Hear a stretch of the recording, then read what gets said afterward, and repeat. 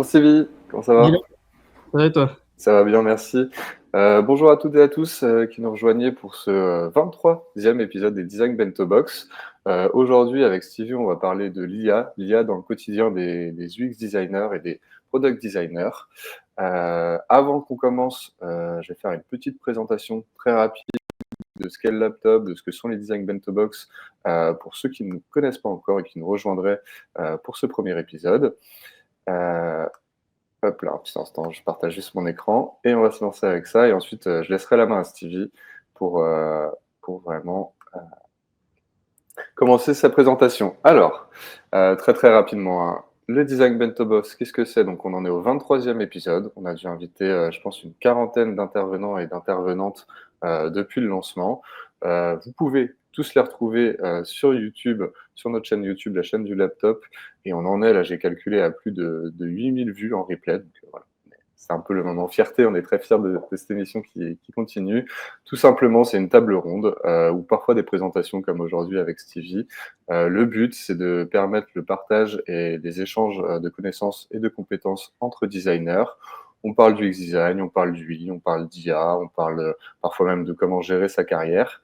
Voilà, un petit mot aussi pour vous dire que c'est une émission qui est participative. Donc, si vous avez des sujets, des choses dont vous avez envie de parler, n'hésitez pas à nous contacter et puis on se charge de faire un petit épisode avec vous. Pour ceux qui ne connaissent pas le laptop, nous sommes un centre de formation qui a été créé en 2012 par Pauline Thomas, donc, qui est aussi l'autrice du livre Le Design Sprint en pratique. À la base, c'était un coworking, du coup, on a vraiment gardé un petit peu cet esprit de lieu dédié à la collaboration. On fait beaucoup d'événements, plus de 25 par an en général en présentiel. On propose désormais, en tant que centre de formation, plus de 15 formations. Donc là aussi, qui vont de l'UX à l'UI, en passant par le design ops, l'UX research, le design émotionnel, le design systémique aussi.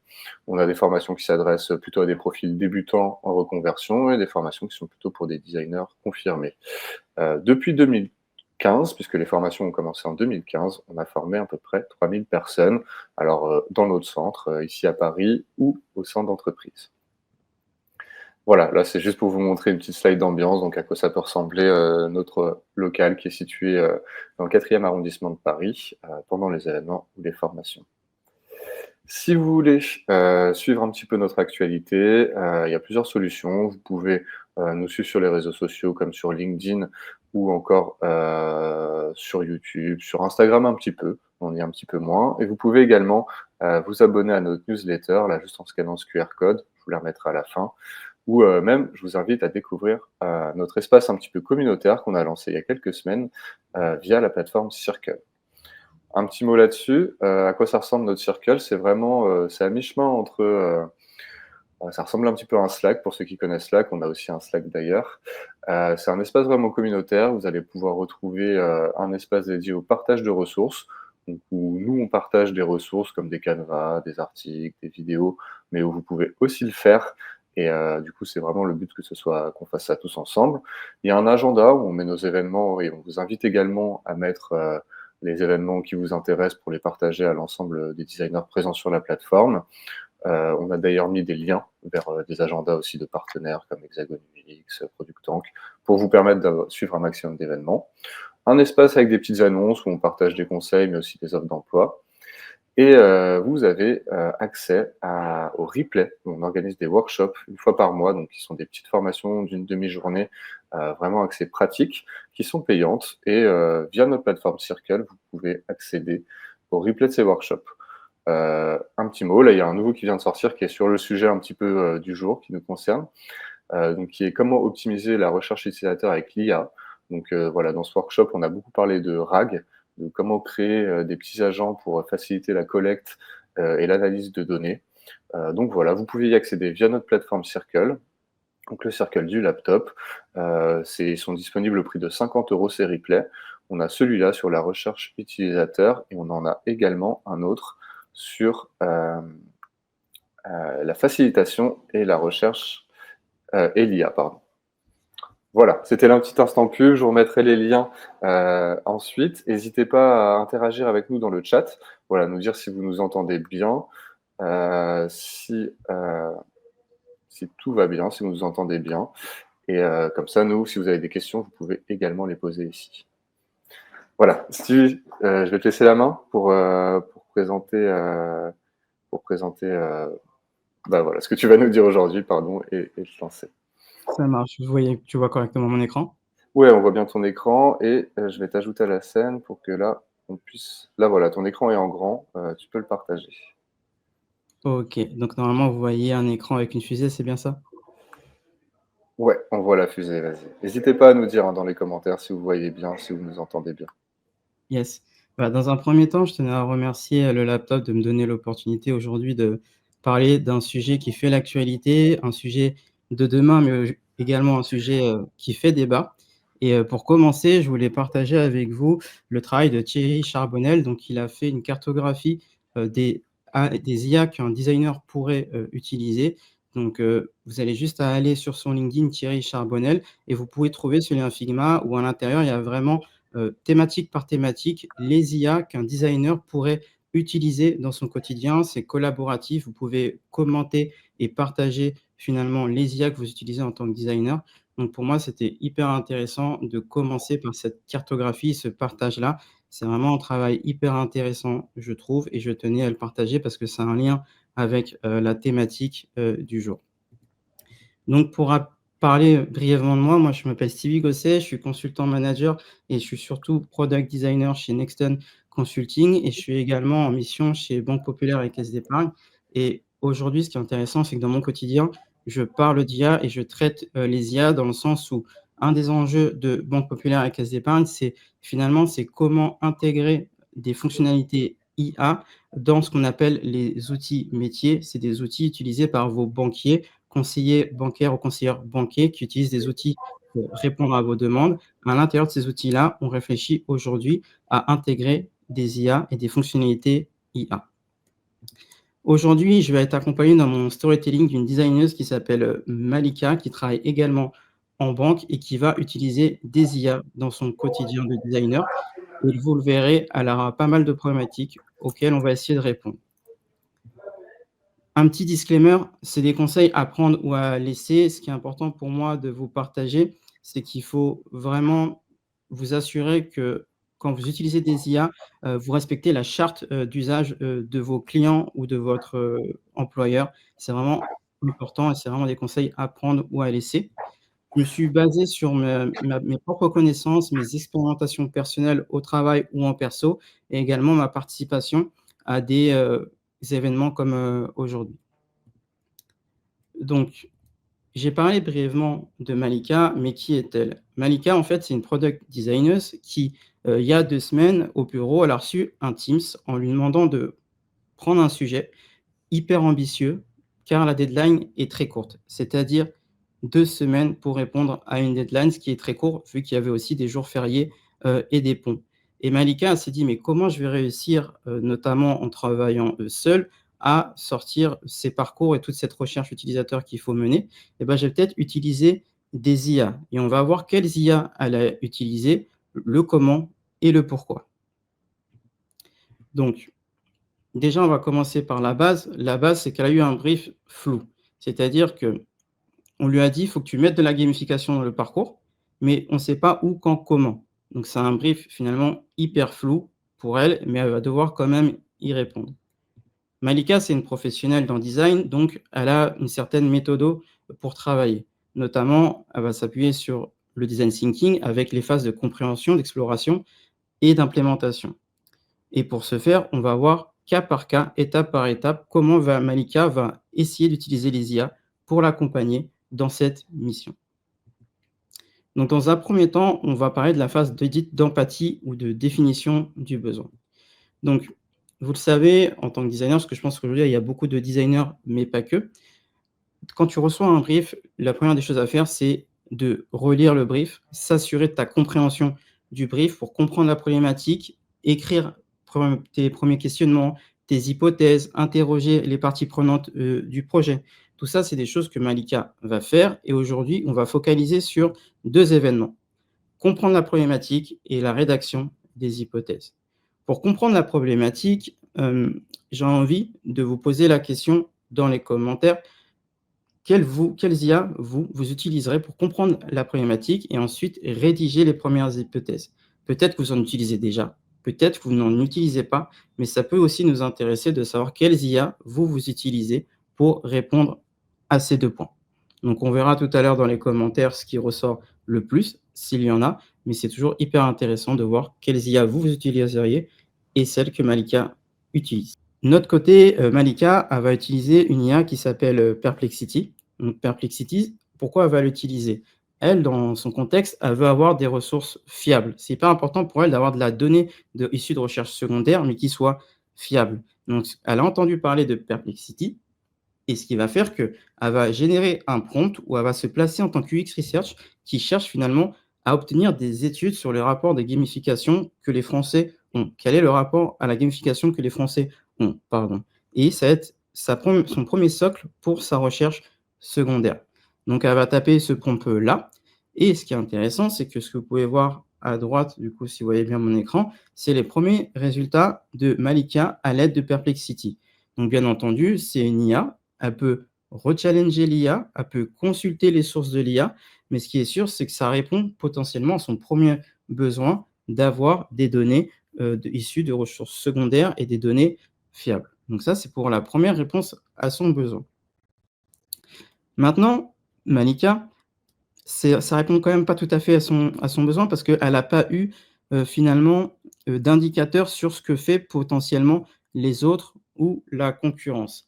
Et elle a entendu parler d'une autre IA qui s'appelle cette fois-ci Claude IA, que vous connaissez peut-être, et qui est connue pour son approche dite stratégique, dite marketing. Là où peut-être cette IA-là est meilleure qu'un chat GPT qui sera peut-être plus transverse et moins axé stratégie et marketing. Donc, elle va utiliser cette IA-là. Pourquoi?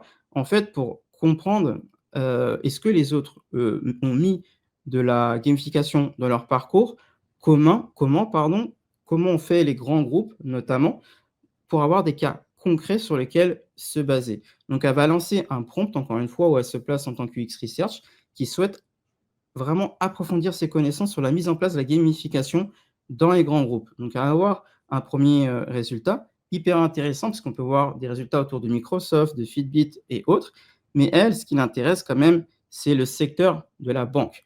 Donc, elle ne va pas hésiter à relancer Claude, donc l'IA Claude, en lui précisant, et dans le secteur de la banque, qui a fait quoi et comment ça se passe, est-ce que tu as de la donnée? Et ce qu'elle va pouvoir récupérer, finalement, c'est des enseignements que il y a Mobank ou DS Bank qui a déjà mis en place la gamification de leur parcours et qui ont partagé des chiffres. Et tous ces chiffres-là, finalement, elle va les réutiliser dans sa présentation qu'elle doit mener pour son équipe dans la phase de recherche utilisateur notamment et de compréhension du besoin. Donc, Malika, c'est peut-être pas la meilleure aussi en français, en syntaxe, etc. Donc, elle va aussi utiliser des outils qui vont lui permettre de l'aider à transformer ces phrases, à les remanier pour qu'il n'y ait pas de faute d'orthographe, pour que le français soit plus intelligible, etc.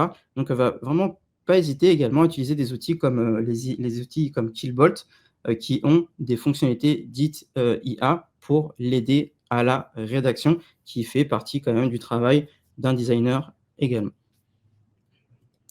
Donc, si on fait une petite synthèse de cette première phase, les IA que Malika a pu utiliser, ça a été Perplexity, Claude ou encore Killbot. Ce qui est intéressant de retenir à mon sens, c'est que ça ne remet pas en jeu l'expertise de Malika, mais ça lui permet finalement d'accélérer le premier processus de compréhension du besoin et de récolte de recherche secondaire.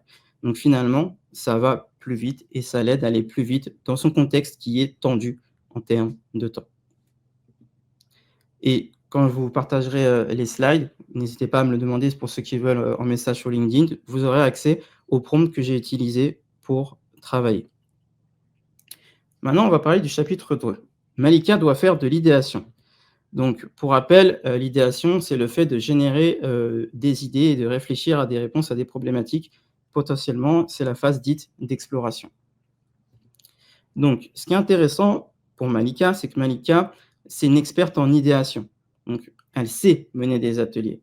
Maintenant, elle a déjà identifié un atelier à mener. Elle sait sur quel outil elle va le faire, à savoir un FigJam, et à la fin, elle a pour objectif de faire un moodboard qui va générer des images qui vont représenter les résultats des fruits de son atelier. Donc, en partant du postulat que c'est une experte en facilitation, elle va aller utiliser un outil ChatGPT en IA. Pourquoi ChatGPT? Parce que c'est un outil qui est dit très créatif, ChatGPT, dans ses réponses.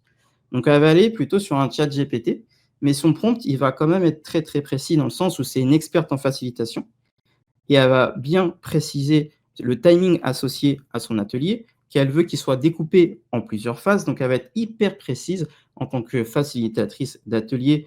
Elle va donner des indicateurs très précis à ChatGPT qui vont permettre de challenger potentiellement sa première trame de l'atelier qu'elle avait pu réfléchir. Donc, ce qu'on peut voir à droite, finalement, c'est le résultat de ChatGPT et on peut voir qu'il lui conseille certains exercices avec un timing associé et des objectifs associés. Libre à elle de remanier tout ce résultat qu'elle a pu obtenir, car c'est elle l'experte. Donc, suite à ça, Malika va mener son atelier. Donc, je ne l'ai pas matérialisé sur les slides, mais elle va utiliser potentiellement un board FigJam et mener son atelier. À la fin de son atelier, il va ressortir des éléments. Et ces éléments-là, elle va essayer de les traduire en termes de visuel. Mais ce qui se passe, c'est qu'elle a entendu parler d'un outil qui s'appelle Crea.IA, mais elle ne le maîtrise pas. Elle essaye, de par des prompts, mais les résultats ne lui conviennent pas. Donc, ce qu'elle va faire, Malika, c'est qu'elle va retourner sur un chat GPT, cette fois-ci pour croiser les IA. C'est-à-dire, elle va demander à ChatGPT, en tant qu'expert en prompt, de lui générer un prompt qu'elle peut utiliser sur Crea.IA dans l'optique d'avoir des résultats par rapport à sa problématique. Donc, c'est pour ça que j'appelle ça croiser des IA.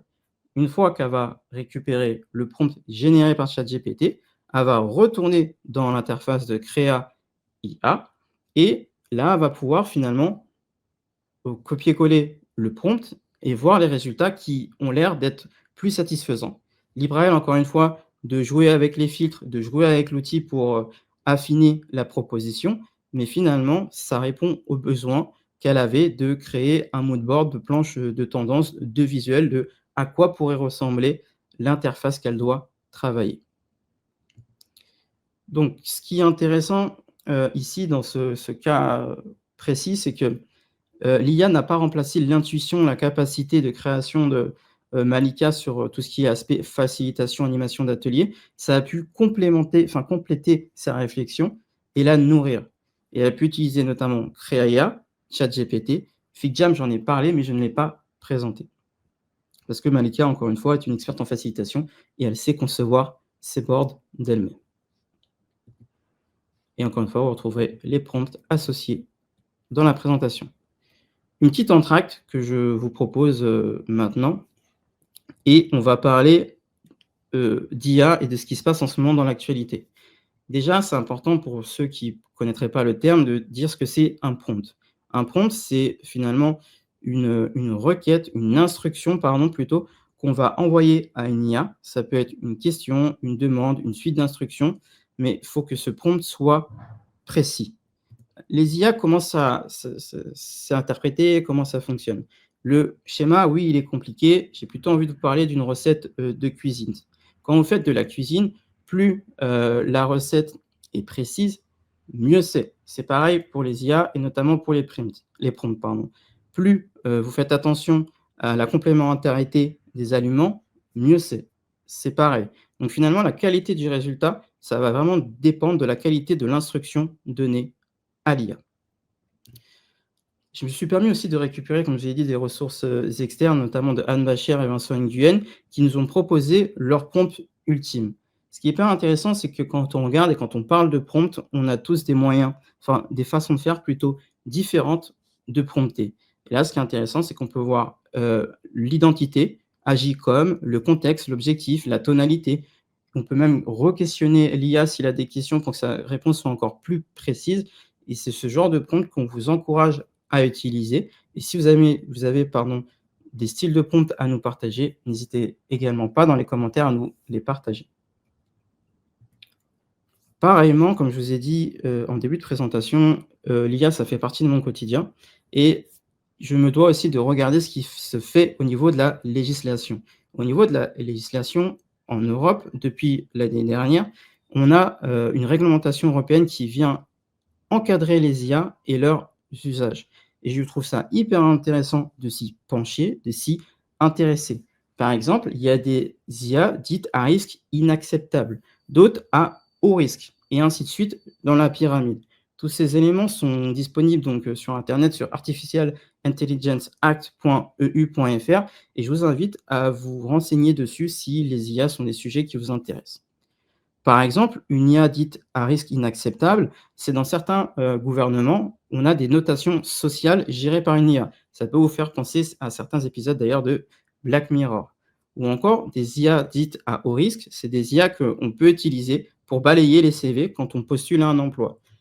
Et finalement, c'est cette pyramide-là qui est en train d'être mise en place qui va pouvoir regarder, contrôler les IA notamment.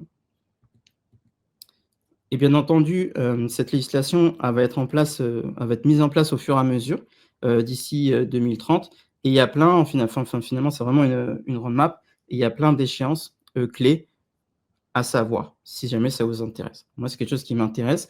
Et c'est aussi intéressant d'avoir le positionnement de vos entreprises par rapport à IA for Act. Est-ce qu'on a des questions, Jordan? Pour le moment, il n'y a pas eu de questions. Je surveille un peu sur LinkedIn et ici, mais n'hésitez pas, hein, vraiment, le chat est fait pour ça. Vous pouvez poser vos questions. On pourra y répondre dans le cours ou garder un temps après, mais en tout cas, n'hésitez pas dès que ça vient. Il y avait juste une précision de Maëlle, par exemple, qui disait que pour tout ce qui était les sources, elle a recommandé Claude, ChatGPT ou Perplexity. Est-ce que toi, tu as un conseil pour aller chercher les meilleures sources un petit peu? Enfin, quelles sont l'IA qui donne les meilleures sources selon toi? Alors, j'aurais dit la même chose que Maël, mais je préfère vraiment Perplexity au début. Après, même le compte premium, le compte freemium, pardon, il est intéressant parce qu'on peut avoir une version premium justement gratuite au début. Mais ce qui est intéressant, c'est vraiment que tu as la source et tu peux aller contrôler la source. Là où dans d'autres cas, des fois, tu n'as pas l'aspect contrôle de la source. Tu peux pas aller regarder la source. Et il y a aussi des cas où ChatGPT invente des sources. Mais en tout cas, oui, j'aurais utilisé Perplexity ou Claude. Ok, merci pour la question, Maëlle. Le retour plutôt. Maintenant, on va passer au chapitre 3.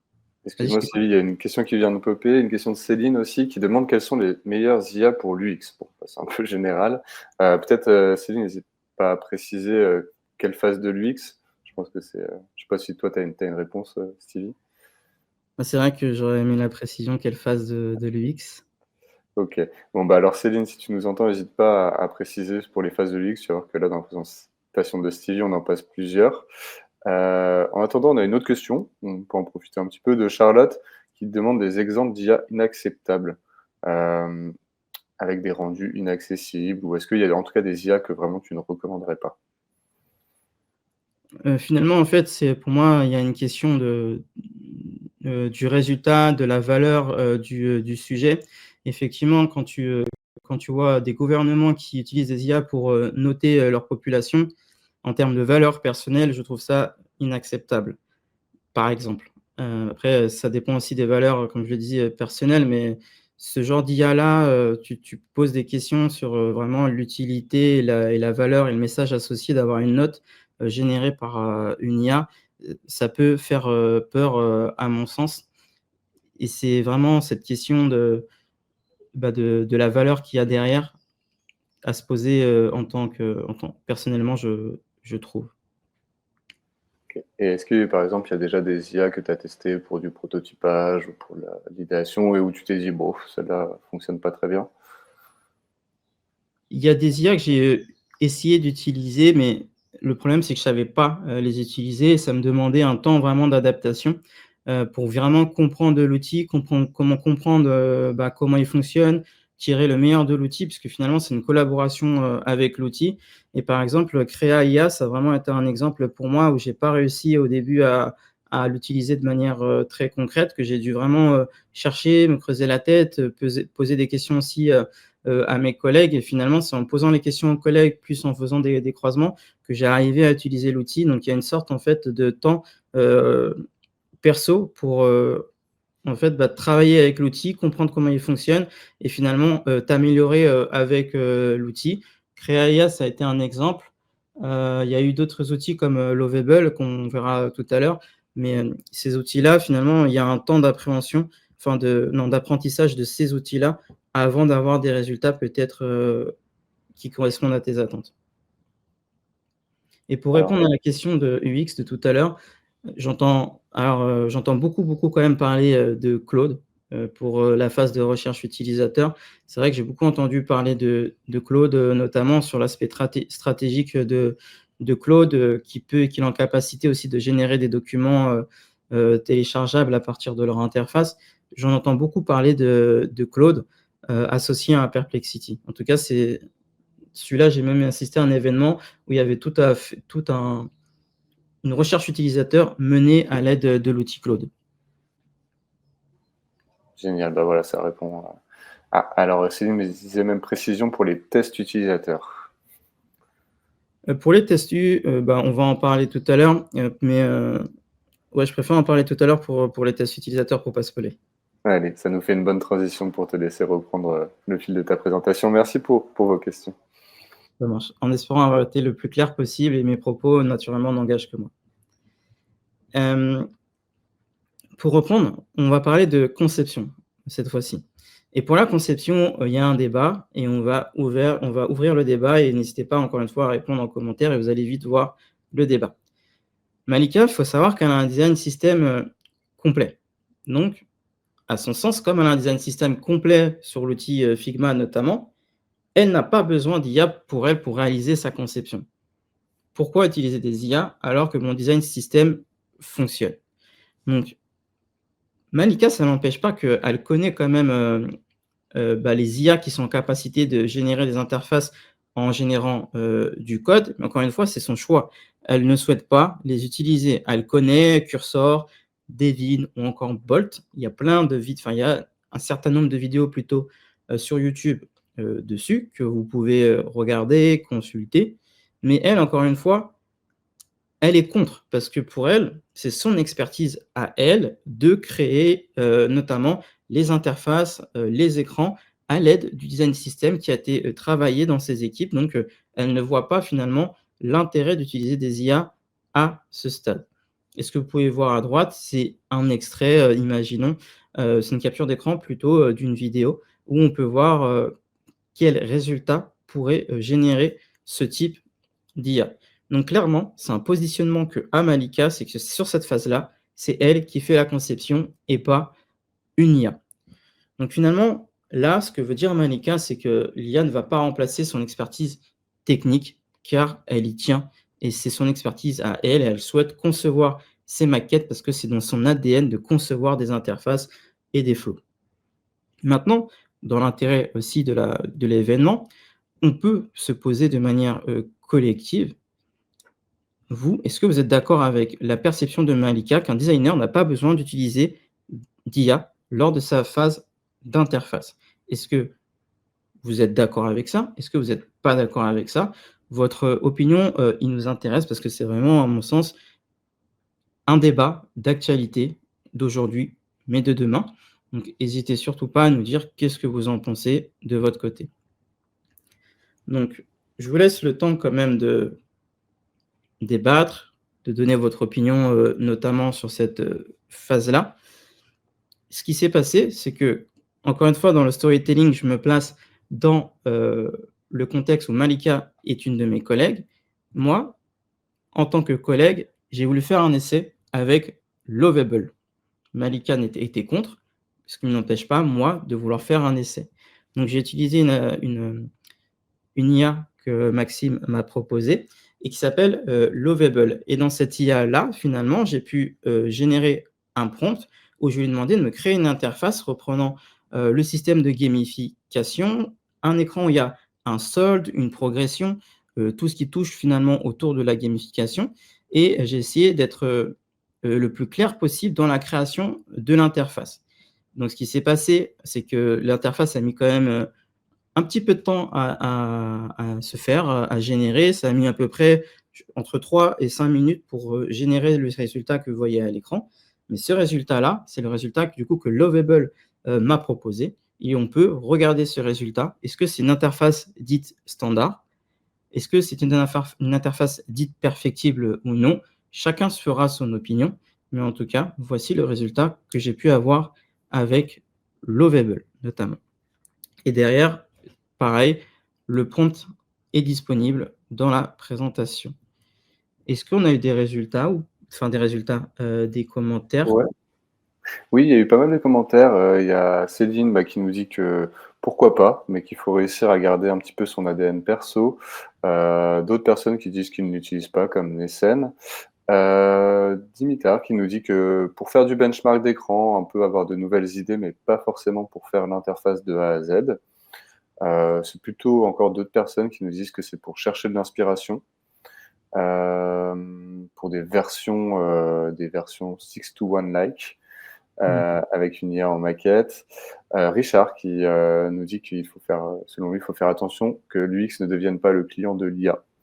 Peut-être ça un petit peu aussi une crainte dans la conception de maquette. Qu'est-ce qui nous reste derrière si on donne à l'IA la conception des écrans?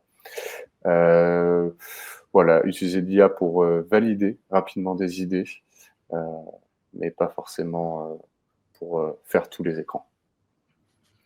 En tout cas, merci pour vos réactions, c'est hyper intéressant. Ces notions de recherche, de benchmark et aussi de facilitation, genre 6 to 1, etc. Je trouvais ça hyper intéressant comme approche et effectivement, pourquoi pas dans les phases d'idéation, à réfléchir. Mais quoi qu'il arrive, c'est un débat qu'on a ouvert aujourd'hui. On n'aura pas la réponse à vous donner, mais c'est un débat d'aujourd'hui. Et maintenant, on va vous partager le chapitre 4. Malika teste et partage la solution. Donc attention, dans son quotidien, Malika, elle a aussi tout ce qui est protocole de test. On en parlait tout à l'heure, ainsi que la phase de prototypage notamment. Donc dans cette dernière phase, il faut rappeler quelque chose, c'est que Malika, elle a des contraintes professionnelles. C'est-à-dire qu'elle ne peut pas mettre un protocole de test en ligne dans une IA dite ouverte, comme un ChatGPT ou un Claude. Ça pourrait être très, très dangereux. Cependant, Malika peut aussi avoir des IA développées en interne. En interne, il y a certaines entreprises aujourd'hui qui ont des IA. Et la chose importante, je ne l'ai peut-être pas dite, c'est aussi d'entraîner ces IA-là en les utilisant en interne. Elle, Malika, elle a déjà travaillé dans sa tête la trame un peu de son protocole de test utilisateur. Mais elle se dit, peut-être que j'ai oublié certains éléments, j'ai oublié certains questionnements. Donc, ce qu'elle va faire, c'est une solution dite de contournement. Elle va potentiellement poser des questions autour de la gamification à un Claude ou à un ChatGPT en se mettant à la place d'un UX researcher. Quelles questions tu poserais autour de la gamification? Pour moi, c'est une solution de contournement parce qu'elle n'est pas hyper explicite de pourquoi, du comment. Elle cherche à avoir des réponses à ces questionnements-là. Et ce qui fait qu'elle se protège également et elle protège sa société de la fuite d'informations. Donc, ça peut être une manière de faire, d'utiliser des IA pour préparer son protocole. Mais bien entendu, encore une fois, attention aux règles d'usage des IA, des entreprises et de vos entreprises et ainsi que de vos clients. Donc ici, on peut voir finalement le prompt qu'elle a utilisé. Il est hyper vaste il est hyper large plutôt. En tant que UX Research, je dois mener des interviews auprès d'une cible dite génération Z et j'aimerais comprendre leur rapport à la gamification. J'aimerais que tu me proposes 5 questions à leur poser. Et là, ce qui est intéressant, à mon sens, c'est qu'elle va pouvoir comparer les questions qui ont été générées par l'IA à celles qu'elle aurait pu poser dans son protocole. Donc ça peut, pour rebondir sur les commentaires de tout à l'heure, servir à valider aussi quelque part certains questionnements ou compléter plutôt certains questionnements à avoir pendant ces tests-là sous forme de questions. Une fois que Malika va mener ces interviews, ces tests d'utilisabilité en plusieurs phases, elle a la chance déjà d'avoir un outil Dovetail. Donc, c'est un outil de repository qu'on utilise en Atomic Research notamment. Et elle va pouvoir y inclure ses verbatines, les verbatines qu'elle a pu récupérer pendant les entretiens. Et elle va se dire, bon, j'en ai 150, imaginons, j'ai pas envie de les trier manuellement, et de créer des groupes manuellement. Donc elle va pouvoir utiliser des outils, des fonctionnalités IA dans Dovetail qui sont présentes, comme Magic Cluster. Et finalement, en un clic, Dovetail va créer, des catégories qui vont regrouper certaines verbatims. Et ça va le faire gagner vraiment beaucoup de temps. Ensuite, donc, elle a créé ses verbatims, elle commence à faire son document, il commence à être précis. Elle doit le présenter, Malika, faut pas oublier que voilà, elle présente. Malika fait beaucoup de télétravail, notamment, et elle travaille, en anglais avec des fuseaux horaires, différents de ses collègues. Donc ce qui se passe, c'est que peut-être qu'elle va devoir envoyer, son document, ses maquettes et cetera, que son collègue va le consulter pendant la nuit parce qu'il y a des décalages horaires. Donc il faut qu'elle, pense à son document, qu'elle structure son fichier Figma, c'est important de structurer son fichier Figma, et qu'elle réalise notamment ses specs. Donc, si on se concentre sur le fait, de faire une démo, aujourd'hui, il y a beaucoup de designers qui font, des démos notamment. Elle, ce qu'elle se dit, c'est qu'il faut qu'elle enregistre une vidéo, ce sera beaucoup plus, parlant que rédiger un mail. Et pour ce faire, elle va utiliser un outil qu'elle connaît, qu'elle a entendu parler, qui s'appelle, Loom. C'est, un capteur, de vidéo notamment. Ça va lui permettre potentiellement d'accéder à des fonctionnalités IA telles que, le chapitrage, la détection automatique, des sujets, les moments clés à regarder sur la vidéo et tout ce qui est autour, du son pour, retirer, potentiellement les sons parasites qui peuvent perturber, certaines vidéos quand vous faites des tournages. Donc ça va vraiment accélérer finalement son processus de, captation de vidéo, de montage, vidéo, et une vidéo, ça peut permettre une meilleure compréhension, tout de suite, visuellement, plutôt qu'un mail qui partage des maquettes. Et ce que vous pouvez pouvoir avoir à droite, c'est les fonctionnalités, portées par l'IA que propose l'outil Loom, et elle va envoyer, tout ça notamment à ses PO ou à ses développeurs dans son équipe, projet et produit. Pareil, Malika, c'est une génération Z, on rappelle, elle a 23 ans. Elle est hyper perfectionniste et elle se dit: «Bah, tiens, est-ce que je vais pas mettre des commentaires?» comme un peu sur les vidéos Instagram que je peux voir, pour, engager finalement l'attention sur, ma vidéo.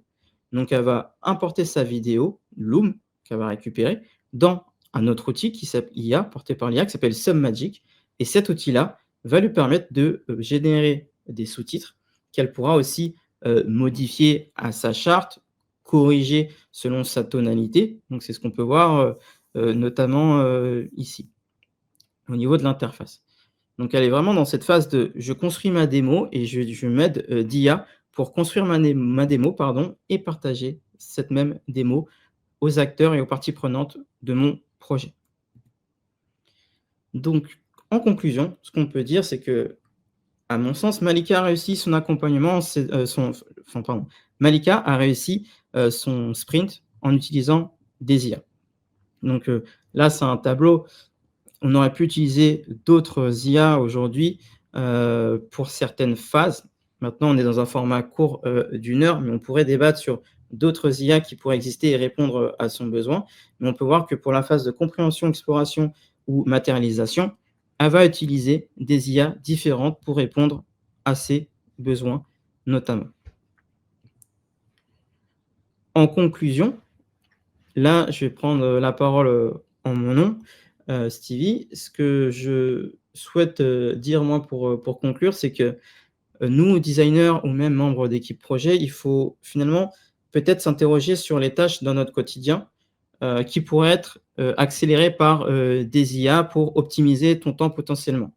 Mais ne pas oublier ton ADN en tant que designer, ça c'est hyper important. C'est toi finalement quelque part, qui crée, qui réfléchit aux besoins de l'utilisateur. C'est toi et ça te restera propre, à toi, tout en respectant bien entendu, les règles de charte de ton employeur. Mais il y a certaines tâches potentiellement qui peuvent être accélérées par des IA. Il faut les identifier et voir comment on pourrait travailler avec des IA pour, les automatiser, imaginons. Bien entendu, c'est clair qu'aujourd'hui, il y a beaucoup de proxys qui bloquent, les IA pour éviter la fuite de données et cetera, et ça, c'est hyper important de le dire et de le rappeler, et c'est très bien de faire ça. Et c'est pour ça qu'il ne faut pas hésiter à utiliser les IA en interne. Les IA que vous avez, il faut les utiliser pour développer cette IA-là, notamment.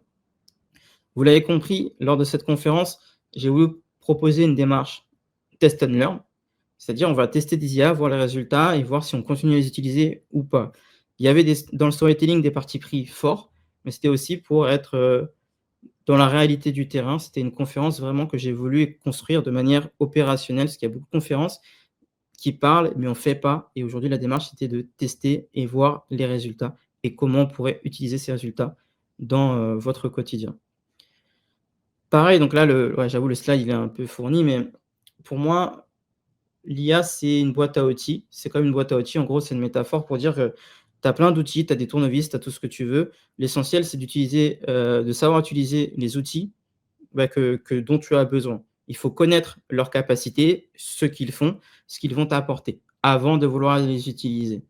Donc, c'est hyper important pour moi d'avoir cette notion-là. C'est une boîte à outils. Il y a des outils qu'on utilise, des outils qu'on n'utilise pas, par choix ou pour d'autres raisons. Mais c'est comme ça que je vois la chose aujourd'hui. Et à la question, oui, les IA vont nous remplacer, moi j'ai envie de vous dire que non. Par exemple, tout à l'heure on parlait de test utilisateur ou de recherche utilisateur.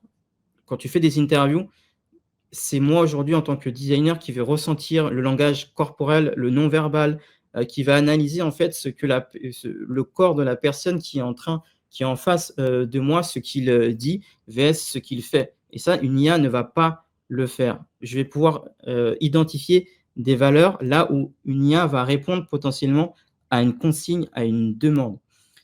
Et si je tire encore le trait plus loin, je trouve que dans nos métiers, pour ceux qui travaillent depuis un petit bout de temps, on est toujours en train d'évoluer. Je me souviens quand j'ai commencé mes études où on nous apprenait à faire des maquettes sur Photoshop. Ensuite, il y a eu Sketch. Après, il y a eu Figma. Et demain, il y aura quoi? En fait, à mon sens, c'est notre métier, il évolue, se réinvente, c'est comme toujours. Et là, on est dans une phase où les IA vont devoir nous encourager à réfléchir à notre avenir, comment on va travailler avec ces outils-là. Et ça, c'est une question que j'ai envie de vous dire qu'il faut que vous vous posiez. Et je vous dirais d'aller tester, tester et tester. Et vous ferez vos propres convictions. Mais vous resterez, à mon sens, l'acteur, le designer. Et eux, les IA, resteront des outils complémentaires. C'est exactement ce que je voulais dire juste au-dessus. Donc, je vais passer le slide. Il y a aussi pas mal de personnes qui commencent à en parler, notamment Regumio et Tristan Chavilla, auteurs de la Discovery Discipline, qui ont créé une communauté d'experts product autour du produit, on va dire, qui parlent de cas concrets d'utilisation d'IA dans leur quotidien. Ils ont mené des événements récemment, donc je vous encourage à aller à ce type d'événement pour avoir des rex hyper complets et concrets de comment on utilise les IA dans le cadre de la vie d'un projet. Romain Dao, qui avait fait des vidéos sur YouTube, notamment sur et demain, un UI designer, potentiellement un product designer, comment il va utiliser les IA dans ce quotidien. Donc, c'est très orienté production, cette fois-ci sur cette vidéo qu'il propose, mais je trouve ça hyper intéressant d'aller voir et de se renseigner, notamment avec son expertise Figma. Et également, je le disais en préambule, mais de mon côté, je vais reprendre la parole sur cette thématique le 12 juin lors de la Breaking Conf.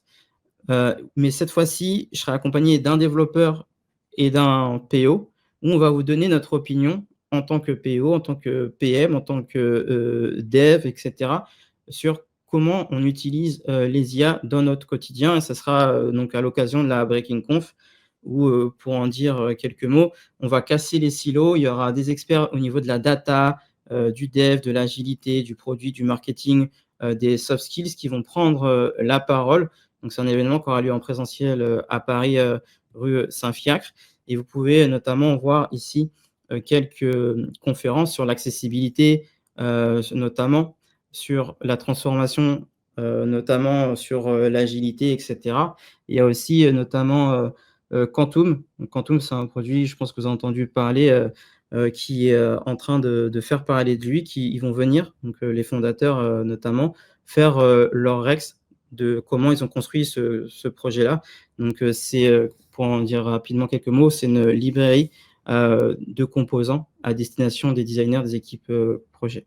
Donc, c'est un vrai projet qui va être porté par Maxime, notamment, qui travaille avec The Kakatoes Theory. Est-ce que vous avez des questions, des impressions, même sur la conférence? Alors, on a eu plusieurs questions dans les commentaires. Si tu veux, je te les pose un petit peu dans l'ordre dans lequel elles ont été posées. Puis là, on a un bon quart d'heure pour répondre à vos questions. Donc, n'hésitez pas si ça vous inspire d'autres questions ou même si vous avez un retour, vous avez utilisé un outil, vous avez envie de nous signaler ce que vous en avez pensé, n'hésitez pas. Alors, il y avait une question qui remonte à un peu avant la fin. C'était Anaïs qui demandait, si c'était au moment où on parlait un petit peu conception d'écran, d'interface, si une IA peut exploiter un design system existant. Alors, je sais qu'il y a des travaux en cours. J'ai pas testé, mais je sais qu'il y a des travaux en cours, effectivement, d'IA où tu pourrais plugger ton design system et générer des interfaces. Maintenant, il y a aussi le souci de partager ton produit. Est-ce que ton client, notamment, est prêt à ce que tu partages ta librairie? Ça, c'est une question qu'il faut se poser. Mais je sais que c'est des sujets en cours et que j'ai d'autres designers qui ont déjà testé, que les résultats, ils étaient aujourd'hui perfectibles, qu'ils n'étaient pas optimisés, mais qu'il y a des IA qui essayent de faire des partenariats avec des design systems, effectivement, pour générer des interfaces. C'est des sujets en cours. Ok. Et ben justement, il y avait une question aussi d'Emmanuel qui parlait qui posait une question sur la confidentialité des données. Comment est-ce que toi, tu gères ces paramètres-là avec tes clients quand tu utilises l'IA? Alors moi, quand j'utilise l'IA dans le contexte client, donc Banque Populaire et Caisse d'Épargne, j'utilise l'IA interne, déjà. On a des IA en interne, on a plusieurs, et j'utilise absolument les IA internes, ce qui me permet de ne pas prendre de risques à la fois pour la société comme pour moi.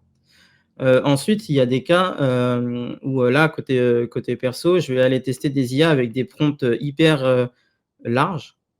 Donc c'est fait exprès, que ça soit hyper large, le prompt et l'instruction, pour pas donner d'indicateurs potentiellement à mes concurrents. J'ai des projets personnels. J'ai pas envie que mes concurrents en entendent parler via les IA, parce qu'il y a ce qu'on appelle le reverse prompt.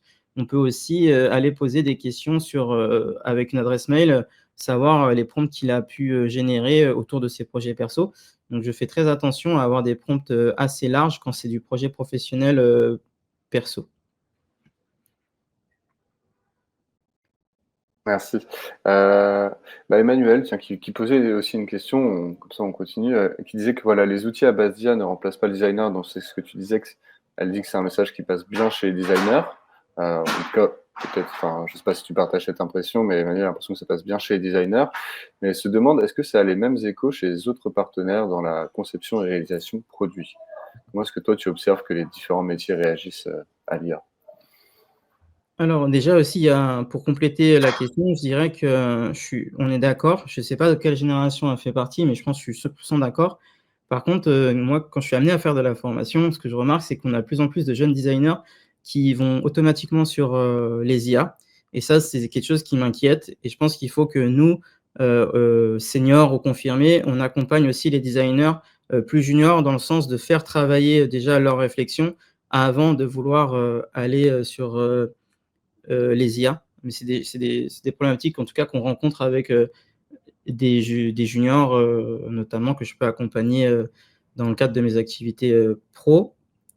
Et le début de ta question, c'était quoi déjà?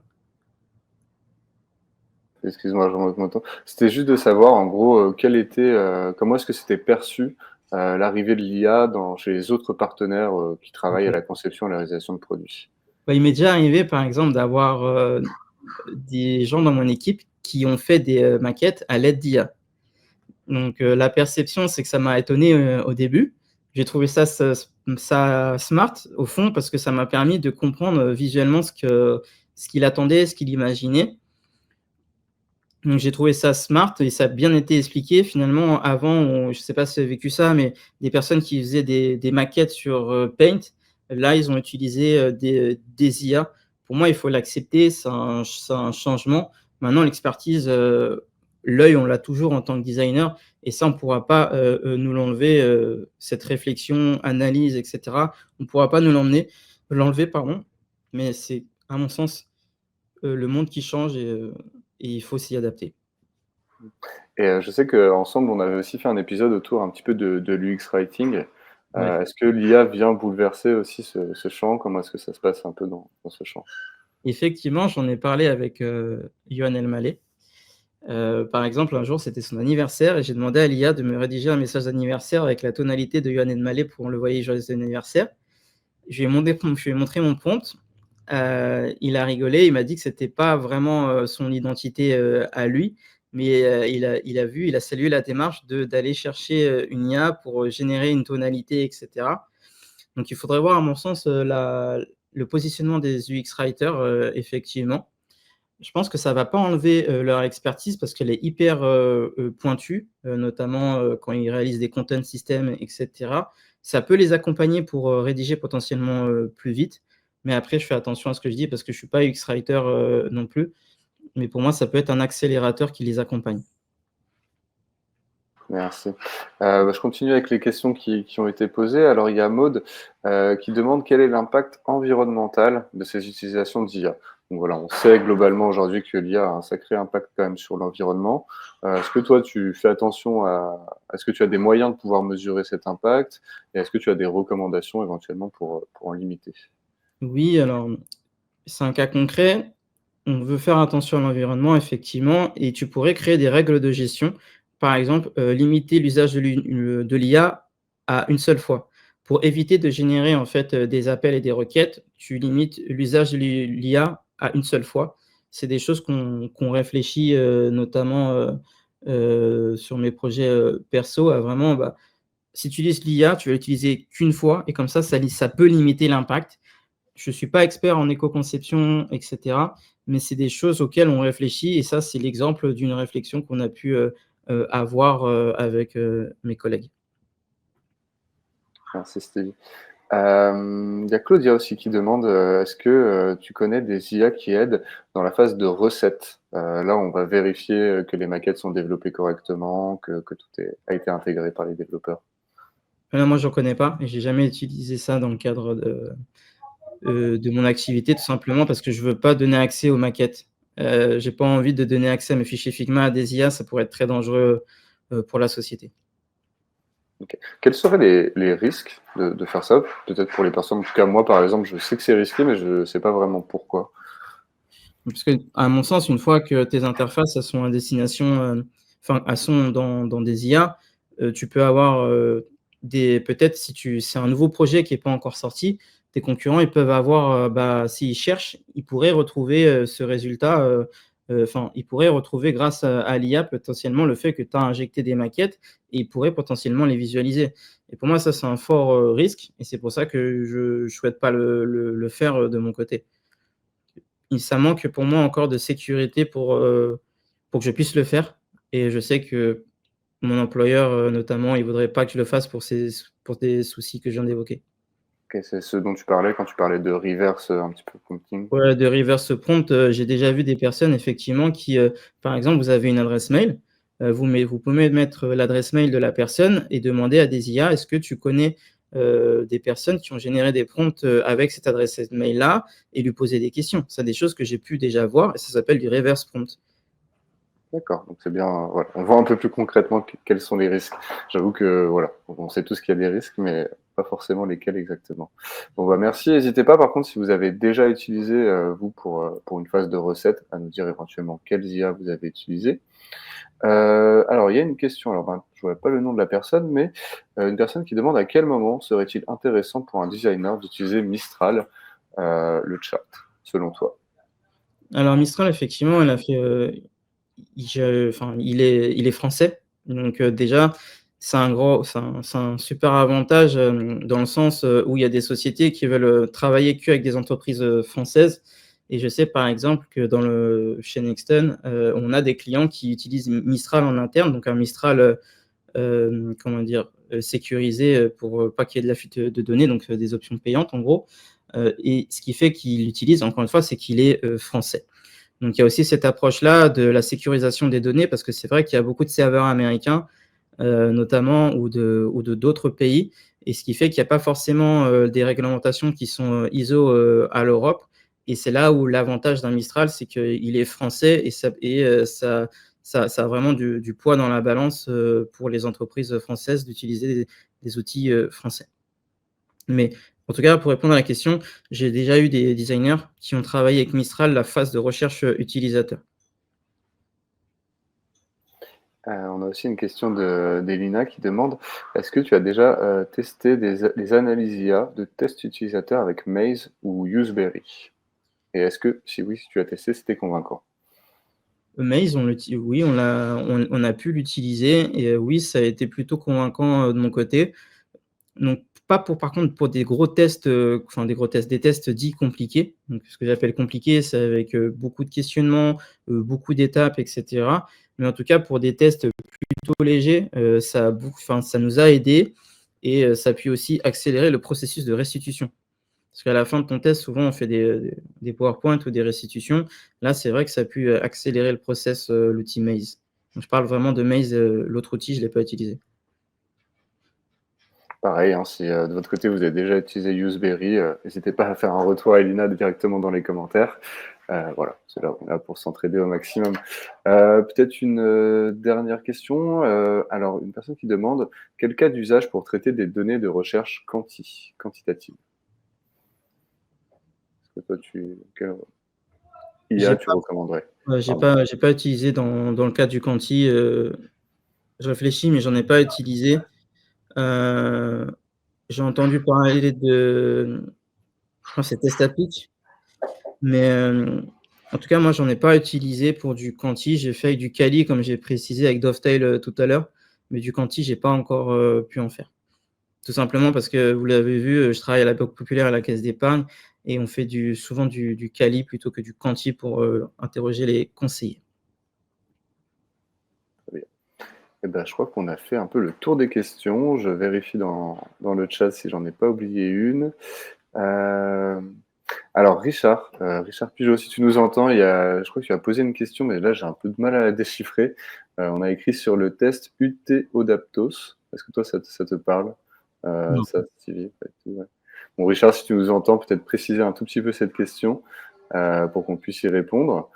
Sinon, je crois qu'on a fait le tour des questions. Je ne sais pas, Stevie, si tu voulais ajouter un petit mot de la fin avant qu'on vous laisse.